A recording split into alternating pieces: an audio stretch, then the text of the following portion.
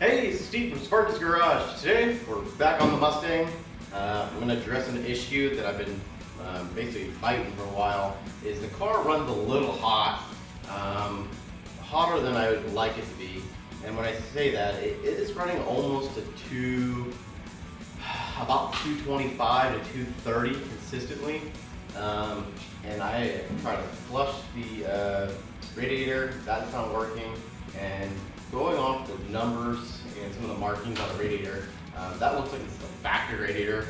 So that thing is, 30 years old. So we're gonna be doing a little upgrade. Went on to Holly.com. We got their Frostbite Aluminum radiator, which is gonna help cool down a lot more. And then we also picked up a Mr. Gasket 180 thermostat.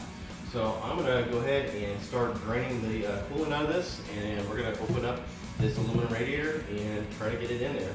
And this should hopefully solve all of our cooling issues with this motor. All right, I went ahead and opened the box up, and man, look at this Frostbite radiator. This thing is super nice. I mean, nice welds. I mean, got the Frostbite logo right there with the bear on it. I mean, this thing is really nice. It is super light. It's almost too nice to put on the stock Fox body.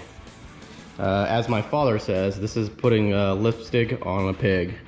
It is not gonna match whatsoever, but hopefully once it's in the car, the shininess will kind of go away. I mean, obviously we're gonna see the top here, that's gonna be really shiny. You'll probably see this section here, it'll be really shiny. But again, I want to solve the cooling issue, so hopefully this works. All right, so I got the hood open. Just doing a little comparison, just to check it out. So this is about 1.25 inches. And if I go over to this guy, this is 1.75 inches. Now I went with the standard, they call it the 2-row Frostbite radiator. They have a 3 and a 4, but this is just a stock 5-liter Mustang. And I mean, this just being a 2-row, I mean, the core itself of the radiator is a lot wider, so it's definitely gonna help with cooling. And you can see there's plenty of room. I mean, I could go up to let me see here, go this way. I can go up to as much as looks like about 2.5 inch thick core. So yeah, we definitely got plenty of room. Gonna be cool. So game plan, what I'm gonna do is I'm going to remove the nuts right there that hold the clutch fan on the water pump right there. And then once that's undone, I'm gonna leave this attached. Take the fan, just kind of push it in.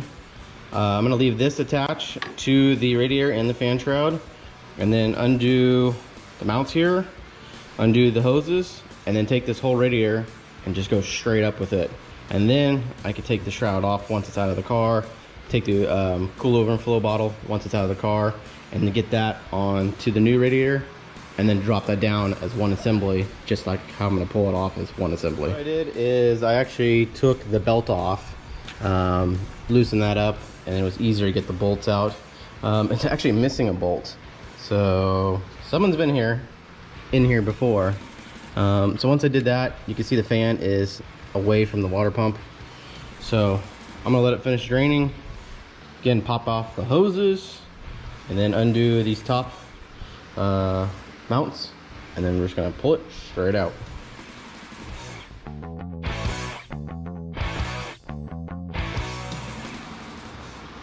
Old one is out. You can see here that it looks like it's been leaking. There's a little bit on the side here, but yeah, there's a little corrosion going on right there. Get the fan out of the way here. Yeah, look at that. Nasty. All right, so I'm gonna go ahead and remove my bottle, remove the shroud, and then start fitting it all on the new radiator. Take a look in here. Again, this car sat for like 12 years. Here's those dirt dobblers. I mean, every time I work on this car, I always find these things. It's a thing here in the south, I guess, but look, there's another dirt daubler. It's like anytime I work on this car, I find more and more of this nastiness. Okay, let me get that all undone and we'll get it fitted on the new one.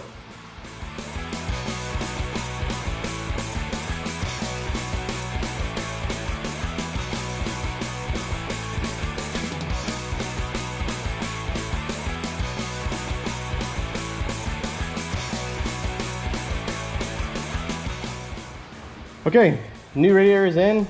It fits. A couple little things I've noticed that you may have to do is bend these. What I mean by bending them is this one's kind of going up, so I may need to take it off and just give it a little bend right here. And then this one, look at this thing. It's got a big old gap right there, so it's going like way up right there. So again, I'm gonna have to, yeah, look at it. So I need to just take this off. Actually, what I'm gonna do is I'm gonna take it off, twist it all the way around so it's facing over here, and I'm gonna press down and give this a little bend to it. And hopefully it wraps around the radiator a little tighter. Let me get back to that. Yeah, I'm gonna go ahead and bend those up. Okay, so I took these radiator support brackets off. I actually went over to the vise, put them in the vise, basically bent them. Look how nice and tight it wraps around the rear radiator. Same with this one. It's nice and tight now. There is like no movement in this thing. So definitely watch for that when you're switching to this radiator or even any radiator you're going into. But width-wise, it fits. Yeah, so next I'm gonna go ahead and put the fan on and then start hooking up the hoses. Fan's gonna be fun though, because you gotta basically, I'm gonna go from the bottom side, but yeah, basically put it on to the pulley. Actually put the pulley on, put that on, try to line up all the holes and get them all started. It's a fun time. So let me get that done and I'll show you when I get it finished. Okay, putting the fan on is probably the hardest part of this job. I don't know if you can see what I'm doing down here, but I literally have an Allen right there in the holes to start first hole. And then I got lucky enough, I started with one bolt right there. So this is taking me about 45 minutes just to put the fan on. Ridiculous. Man, putting that fan on, it kicks your butt. It just straight beat me. Look at my arm. It is just all mangled up. And it's due to the edge of this thing because I'm sticking my hand down here and then I got another hand going on top. But all the bolts are on. I went ahead and put the belt on.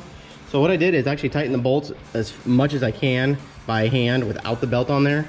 Then I put the belt on to give it tension to hold the pulley in place, and then I can get them really tight.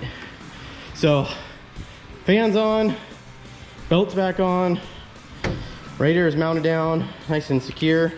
One thing you actually want to test is make sure that your fan does not hit. So this has got plenty of clearance. No noise, no nothing, because these are slotted right here, so you can take the shroud and move it left or right.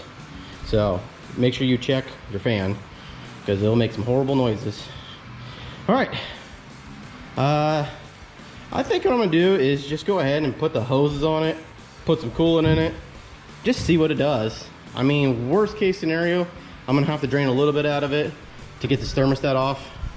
Yeah, I know it's already there, but I don't know, if you ever worked on a Ford before, they're a pain in the butt to get those things to reseal.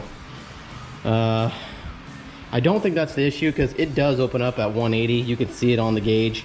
As soon as it gets to 180, it drops and then it goes all the way up to, like I said, 225, 230 is where it stays at consistently. All right, I'm gonna go ahead and put the radiator hoses back on it and get some coolant in this thing.